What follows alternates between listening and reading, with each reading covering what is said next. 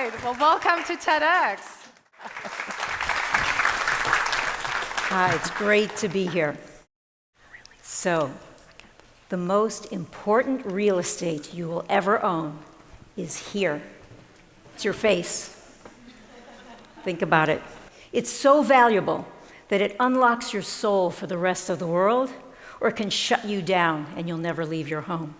So I want to talk about vanity and obsession with perfection or perfecting yourself versus confidence creation, where you can live well in your skin, where you can put your best face forward no matter what.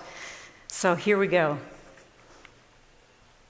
Think back. I'm going back to evolution. We're on a theme here today.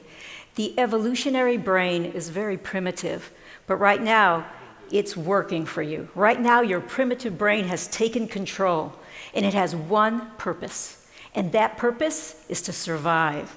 And how will it do that? It's got a mate. Okay, relax. And what is the most attractive feature between two people? Is it your flowing hair or your big blue eyes? It isn't. It's the quality of your skin. This is your signal to the world that you're healthy, that you're okay, that you are good enough to mate with. And we know this. It's a judgment call in a nanosecond.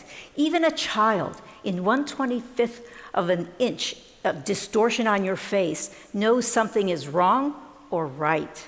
And your brain is doing this, calculating a judgment every time it sees a human face. So keep that in mind because evolution is guiding everything we do. Now, this is a 4-letter word. This is a stigmatizing, ugly, angry word, and it's acne. What a cruel twist of nature. You're 12, 13, 14 years old, and this happens. Papules, bumps, nodules, it's painful. And it doesn't matter if it's just one in a bad location or a face full of painful, draining sores. This is a pox. This, on the evolutionary scale, is a no-go situation. This is damaging to the soul and to self-esteem and ultimately to confidence. It's so important that I make it a priority in my practice. But what I get upset about is parents out there. The parents say, oh, my kid will grow out of it. It's just something they have to deal with. And that makes me angry because in today's world, there's so many things we can do to take this away. Now, why is that important? Why should it matter? Again, that judgment call. But I treat the adults who come in years later and they say, I could have been so much more. If I didn't own this insecurity, I would have picked a different mate, taken a different job, signed up for that class, gone outside of myself to achieve. So that's confidence versus insecurity. In fact, it's a pimple post-traumatic stress syndrome situation because the physical scars that we can see in adulthood carry also emotional scars. So not to be taken lightly. Now, aging, gotta be vanity, right? Definitely. Well, maybe not so much in today's world. 100 years ago, we were dead at 35, but now 35, 55, even 95. You want to be in the game. You want to be considered viable. You want to leave your house with confidence. And so what happens when these mean lines come across the center of your face? You're looking out at someone, listening very intently, and they're looking back going, whoa, she's being judgmental. But you're not. It's just the lines have etched themselves, engraved themselves into your face. And now you're stuck with this first impression, which isn't you at all. But the world has already made their decision and moved on. What about just change in body shape? As we get older, we literally shrink. The skeleton is shrinking. We get erased. We turn white. Eyebrows, hair, everything. We're being erased from society. So is it vanity to want to stay in the game, or does it make you feel better to be able to participate? Now, beyond that, perfect skin. Ugh, I know you see it. Smooth, pore-free, even tone, juicy fat. Gorgeous. Yeah, gorgeous, delicious. Isn't that the word in your head? But perfect skin is a myth. There's no one with perfect skin. After day one, things start to deteriorate pretty quickly. And for those of you with your 10x mirror, I know who you are.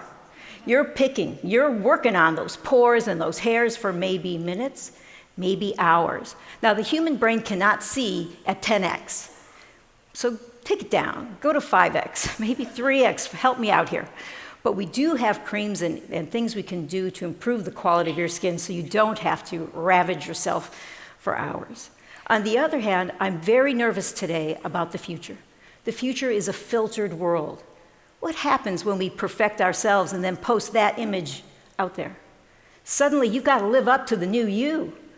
And you know, the new you isn't who you really are, which leads us back to depression and isolation and insecurity and loss of confidence.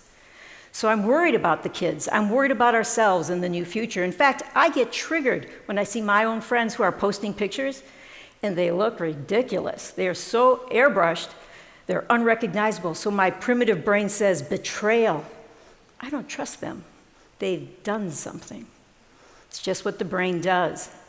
So these things are important because now you're going to come into a dermatologist's office holding this image that doesn't exist. Now, we can't fix that. We cannot perfect you to that level. But now with that new bar, we can distort you with lips that just don't work on your face or cheeks that go out to here. So we have to be careful because now we're getting into vanity or an obsession versus confidence. All right, so this is the greatest time in human history. I'm excited for all of you because there's so many little things, easy things that we can do to help you in your world so you can put your best face forward, so you can be all that you can be. You can unlock your soul and be everything you should be and not have regrets and insecurities. So let me say this. Life is easier when you're comfortable in your own skin. And when you're comfortable in your own skin, you're confident. And there's nothing more attractive than confidence. So with that, with your most important real estate that you'll ever own, please take care of it, look after it, and let it be that light of the soul that everyone can see. Let it shine through brightly. Thank you. Woo! Thank you, Kathy.